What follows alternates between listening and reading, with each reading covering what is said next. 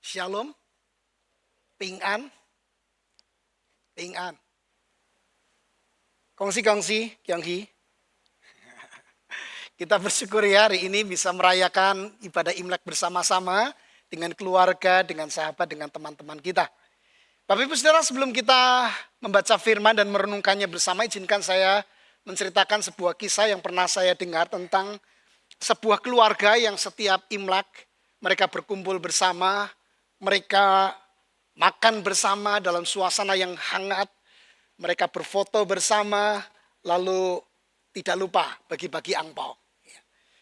Nah, anak-anak sangat senang dengan angpau, mereka biasa menghitung isinya, menjumlahnya, lalu bagi anak kecil yang belum tahu uang biasanya akan dititipkan pada mamahnya. Nah, tetapi tahun itu berbeda.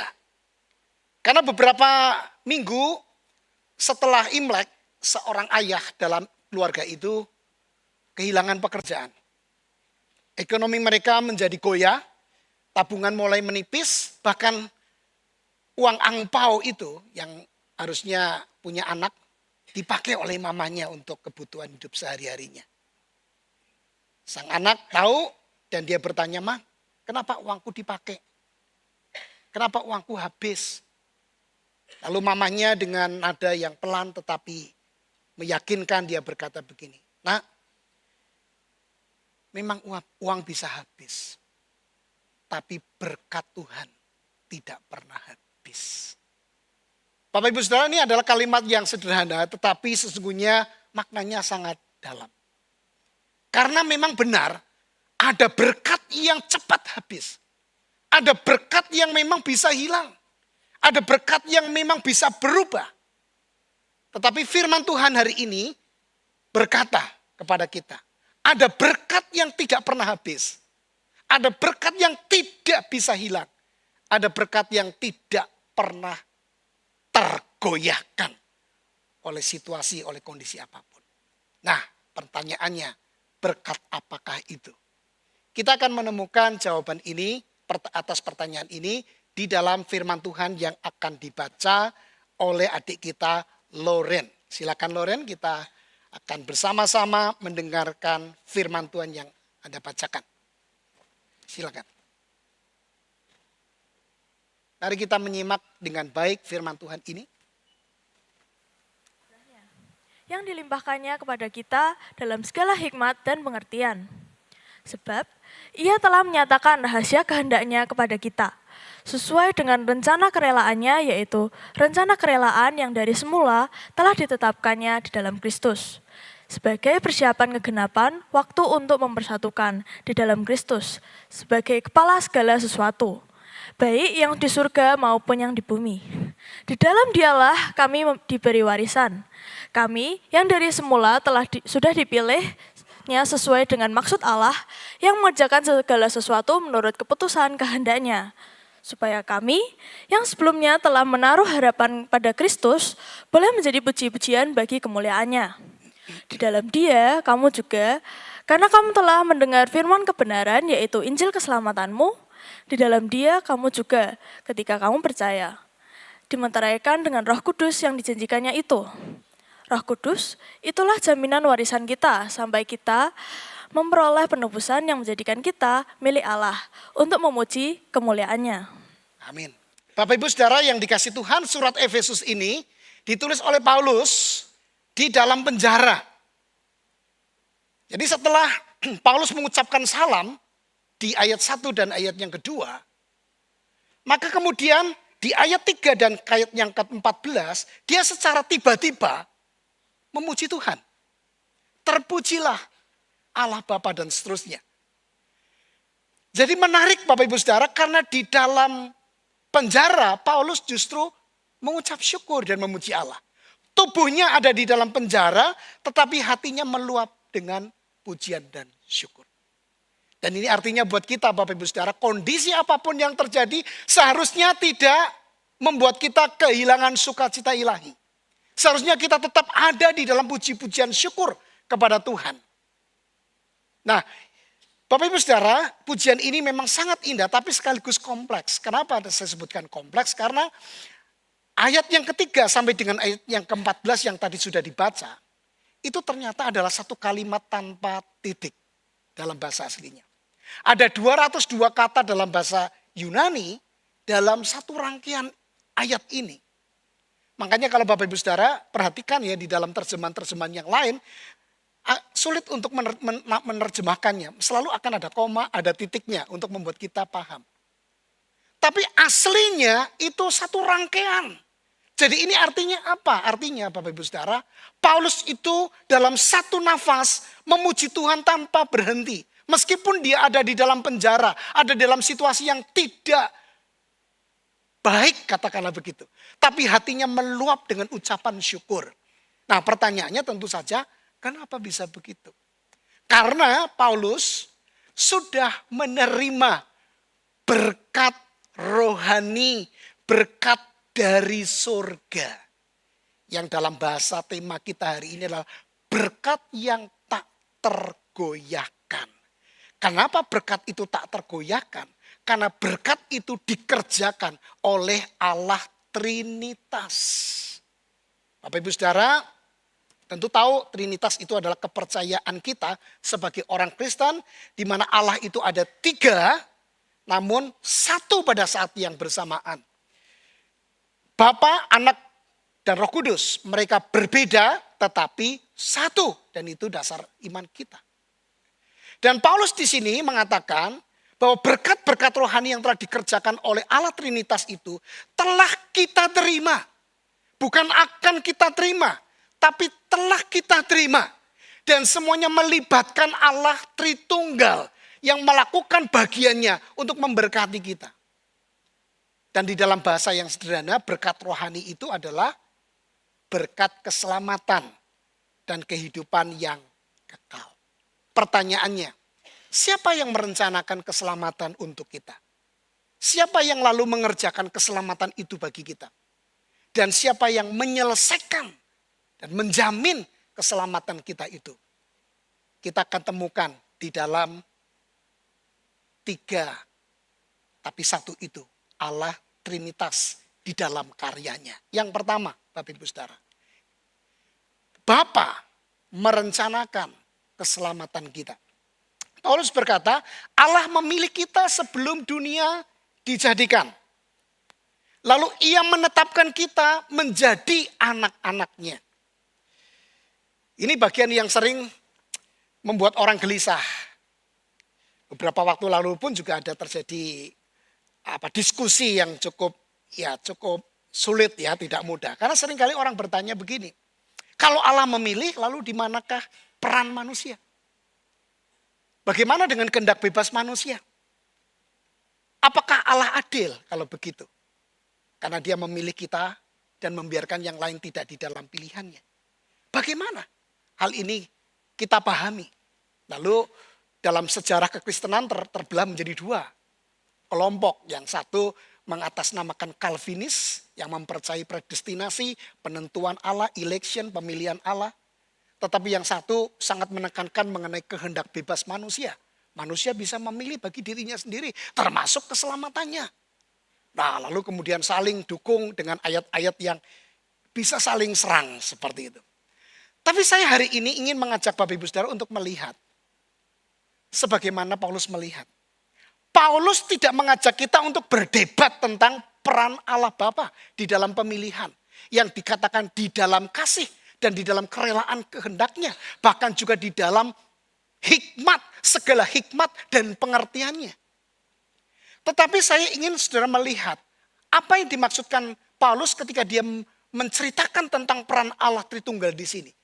Dia sedang ingin mengajak kita sama seperti dia memuji Allah.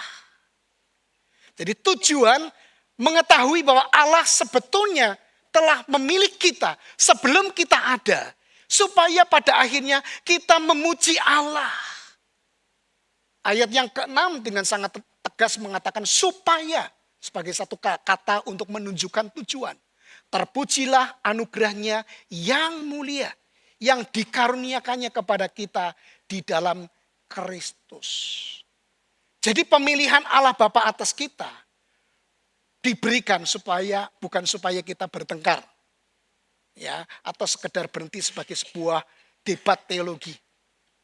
Yang paling kencang menang, gitu kira-kira begitu. Bukan itu, tapi pemilihan Allah itu justru seharusnya membuat kita tenang dan bersyukur. Karena apa? Karena ini artinya Bapak Ibu Saudara, keselamatan kita tidak dimulai dari keputusan kita kepada Allah. Tapi dimulai dari kasih Allah kepada kita. Kalau keselamatan dimulai dari kita, maka ia bisa hilang ketika kita lemah.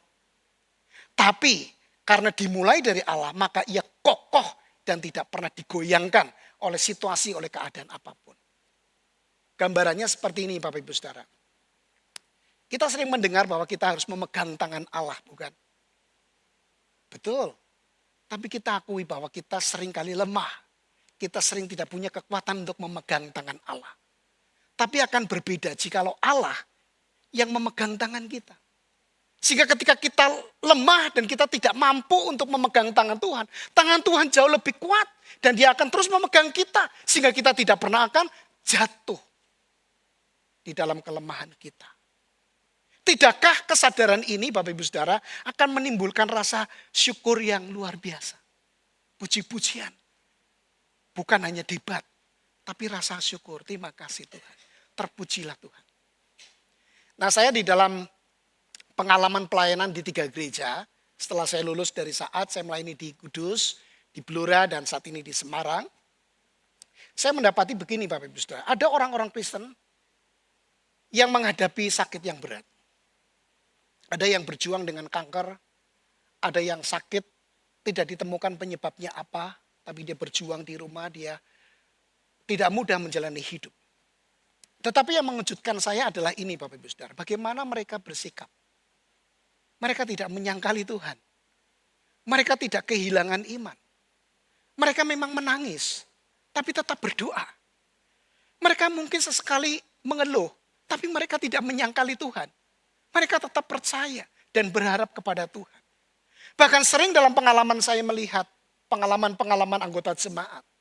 Ketika mereka di dalam sakit, iman mereka malah tambah dalam, tambah kuat. Ketika mereka dalam satu pergumulan, kasih mereka kepada Tuhan lebih besar. Hati mereka semakin dekat kepada Tuhan justru ketika dia dalam keadaan sulit. Maka kita bertanya dalam hati, kenapa bisa begitu ya? Kok mereka tidak runtuh imannya? Kok tidak goyah imannya? Jawabannya bukan karena mereka yang kuat. Tapi karena Tuhan yang telah merencanakan, memilih kita. Di dalam anugerahnya, di dalam kasihnya. Tangan Tuhan yang kuat yang memegang kita. Sehingga tidak ada apapun yang terjadi menimpa kita. Yang menggoyahkan hidup kita. Katakan amin Bapak Ibu Saudara. Apa yang dimulai Allah tidak mudah digoyahkan oleh keadaan hidup kita. Di sini kita mengerti Bapak Ibu Saudara bahwa orang percaya bisa bertahan itu karena Tuhan. Bukan karena kita yang kuat. Dan itulah juga yang dimaksud dengan Paulus ketika dia katakan sebelum dunia dijadikan Allah telah memilih kita. Menjadikan kita anak-anaknya yang akan dijaga, dipelihara. Dan seharusnya pemahaman ini, kesadaran ini akan menghasilkan sukacita, puji-pujian kepada Tuhan. Terima kasih Tuhan. Saya bisa menjadi orang Kristen. Saya bisa menjadi orang yang percaya kepada Tuhan. Yang hari ini ada di sini. Boleh menjadi pengikut Kristus. Bukan karena saya ini orang yang pintar berpikir lalu saya mengambil pilihan saya mengikut Tuhan. Saya tambahkan satu cerita ya atau penjelasan yang tadi pagi saya tidak tambahkan. Begini Bapak Ibu Saudara. Kalau Bapak Ibu Saudara mencari Allah, lalu saudara menemukan Allah, merasa menemukan Allah ya, saudara merasa damai dengan menemukan Allah di dalam Yesus, oke lah ya di dalam Yesus. Maka setelah saudara menemukan Yesus dan menemukan dalam pencarian itu, saudara harus berkata begini, aku sudah mencari dan menemukan dia. Karena sebelum aku mencari dan menemukan dia, dia sudah mencari saya lebih dulu. Jadi ketika kita punya hasrat untuk mencari Tuhan, pada dasarnya hasrat itu datangnya dari Tuhan yang sudah mencari kita lebih dulu. Yang memilih kita untuk kita punya hasrat, kerinduan untuk mencari Tuhan. Jadi bersyukur Bapak Ibu Saudara kalau hari ini meskipun ada sebagian datang ke gereja dengan motivasi tertentu ya. Di gereja mungkin juga tidak sungguh-sungguh mendengar firman tapi masih main game. Ya, kadang bisa dijumpainya begitu. Tapi hari ini kalau saudara mendengar kalimat ini, saudara ada di sini tuh karena anugerah Tuhan. Ya, godaan kedagingan kita masih ada, tapi saudara kok bisa dibawa ya ke gereja ya? Kok di sini ya? Oh, lagi main HP kok ditegur ya? Itu Tuhan yang ngasih tahu. Karena kamu anak-anak Tuhan. Yang selalu diingatkan untuk ada di dalam jalan Tuhan yang benar. Bersyukur. Bersyukur. Sekarang yang kedua Bapak Ibu Saudara. Apa yang dikerjakan oleh Allah pribadi yang kedua ini? Anak menebus kita. Paulus berkata, di dalam Kristus kita memperoleh penebusan oleh darahnya. Saudara, ini artinya begini.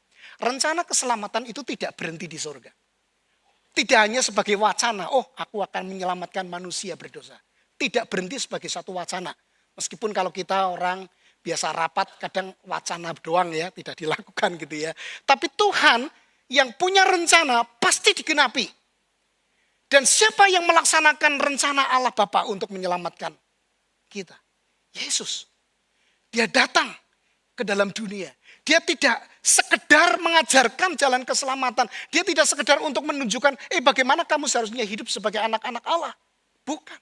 Tetapi dia datang untuk membayar dosa kita dengan lunas supaya kita bebas dari hukuman dosa. Nah, kata penebusan Bapak Ibu Saudara mensyaratkan adanya harga untuk dibayar. Dan ini adalah bahasa atau istilah dalam pasar budak. Bapak Ibu tentu sudah pernah mendengar cerita ini ya. Jadi orang bisa menjadi budak oleh karena punya hutang yang sangat besar dan tidak bisa membayarnya. Dia menjadi budak dari tuannya yang sekarang menjadi pemilik itu. Nah, tetapi budak bisa dibebaskan kalau ada seseorang dari anggota keluarga atau kerabat atau bahkan teman yang punya uang yang sangat banyak, dia datang kepada tuan itu dan membayar sejumlah harga untuk membebaskan budak itu. Begitu sejumlah uang dibayarkan, maka status budak ini akan berubah. Dari budak, dia akan menjadi orang merdeka yang bisa menentukan hidupnya. Tidak lagi di dalam penguasaan si tuan atas budak itu. Nah, Paulus, Bapak Ibu Saudara, memakai gambaran ini untuk berkata begini. Dulu kita itu diperbudak oleh dosa. Tetapi Kristus datang membayar harga kebebasan kita. Bukan dengan uang, tapi dengan darahnya yang mahal. Dia menggantikan posisi kita. Dia menyelamatkan kita. Yesus tidak hanya mengampuni saja, tapi dia membayar kebebasan kita. Nah, ini adalah satu kebenaran yang seringkali kita dengar, tapi jujur seringkali kurang dihayati sehingga itu menjadi satu kebenaran yang tidak berpengaruh pada hidup kita. Karena itu saya ingin bercerita tentang pengalaman-pengalaman hidup kita. Nah, bayangkan Bapak Ibu Saudara punya hutang yang sangat banyak. Miliaran. Bagi pengusaha yang mungkin punya hutang di bank atau kepada teman ya, banyak sekali. Bapak Ibu mungkin stres setiap hari bagaimana memikirkan untuk membayar hutang itu. Atau setidaknya bagi saudara-saudara yang sekarang ini ya sudah cukup orang-orang sudah tahulah pinjol itu ya, pinjaman online. Ada beberapa orang yang terlilit pinjol yang awalnya cuman iseng doang. Kok dapat SMS ya iseng. Tapi akhirnya bergulung-gulung. Dan sangat banyak. Orang tidak mampu membayar. Dan seringkali rasa malu itu menghantui karena seringkali diintimidasi. Temannya akan di WhatsApp, akan di telepon. Akan diberitahukan tentang orang ini yang tidak mau bayar dan sebagainya. Orang tidak bisa bayar. Dan itu misalnya kita sendiri. Lalu tiba-tiba ada orang dari anggota keluarga kita, dari sahabat kita, udah tak bayari utangmu itu. Coba, saudara yang punya hutang, yang punya hutang pinjol, tiba-tiba ada orang yang melunasi hutang saudara. Itu bukan sekedar hutang saudara terbayarkan, tapi sekaligus beban hidup kita itu langsung selesai. Terima kasih. Terima kasih. Itu yang sudah dikerjakan oleh Yesus di kayu salib. Kalau susah membayangkan apa sih yang dilakukan oleh Yesus di kayu salib. Bayangkan realita hidup kita. Kita punya hutang yang tidak sanggup kita bayar. Lalu ada orang yang tiba-tiba melunasi hutang kita. Lego. Terima kasih Tuhan. Dan itu yang diucapkan syukur Paulus. Karena dia sangat sadar dia orang berdosa. Yang lalu kemudian ditebus oleh darah Kristus, maka dia mengucap syukur. Meskipun dalam situasi yang tidak mudah. Tetapi Allah tidak berhenti hanya melunasi hutang dosa kita.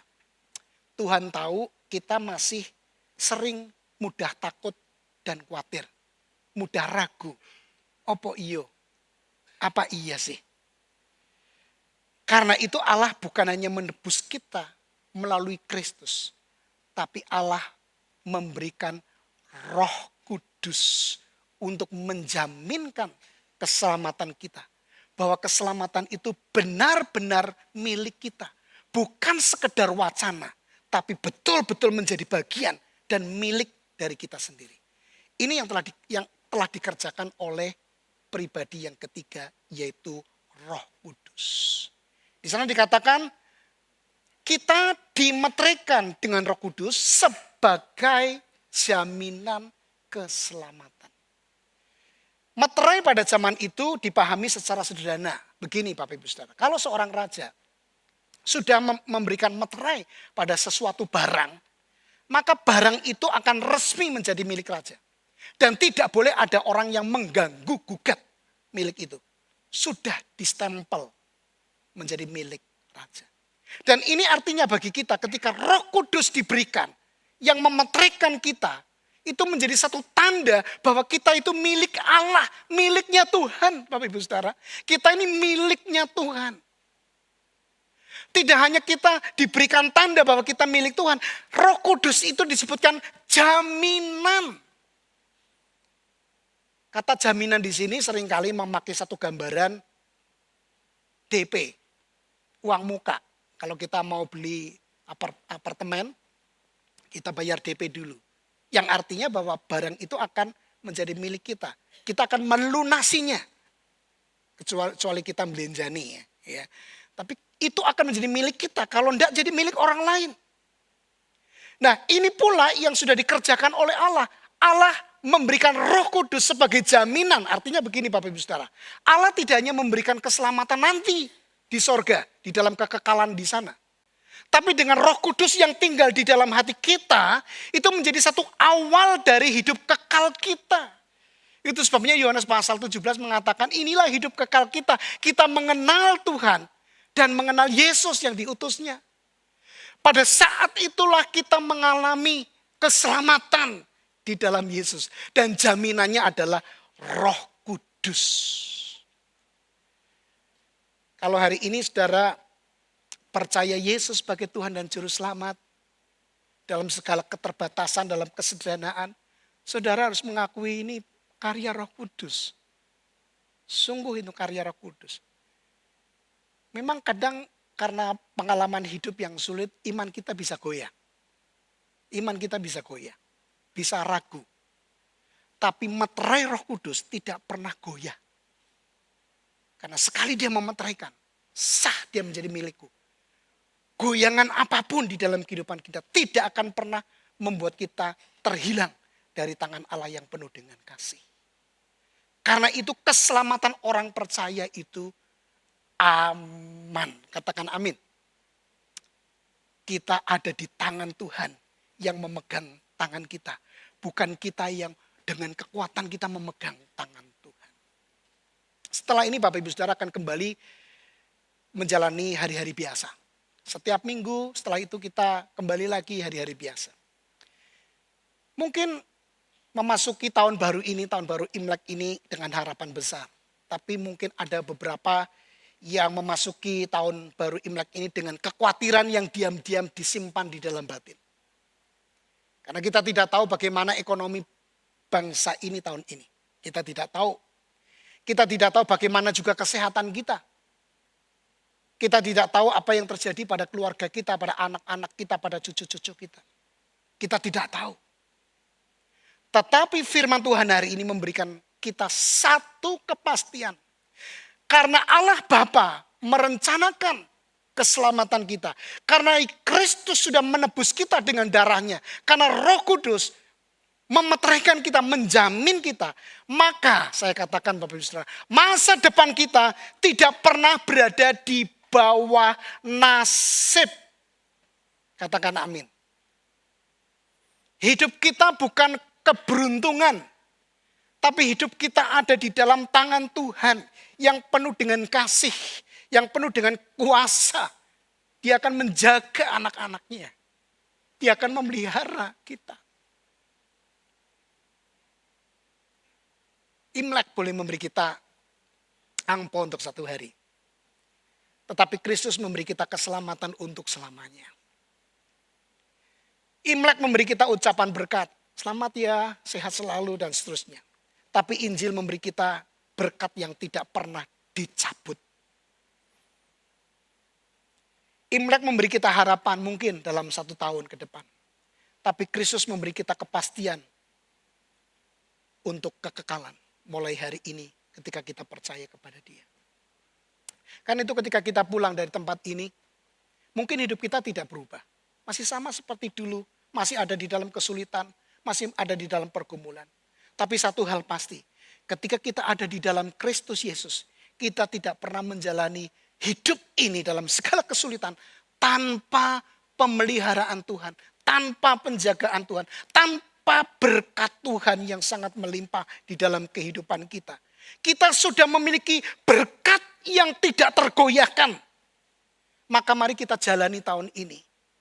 Tidak dengan ketakutan, tetapi dengan syukur. Tidak di dalam cemas, tetapi dengan iman. Tidak untuk mengejar berkat jasmani, lalu melupakan Tuhan. Tapi kita menjalani hidup dengan bersandarkan kepada Kristus. Sumber segala berkat yang tidak tergoyahkan oleh situasi apapun. Mari kita sambut berkat yang tak tergoyahkan itu. Yang telah dikerjakan oleh Allah Trinitas di dalam kehidupan kita. Sadari, hayati tiap hari. Sehingga kita tidak akan pernah merasa sendirian. Merasa lemah. Karena Tuhan ada bersama dengan kita. Tuhan Yesus memberkati. Amin.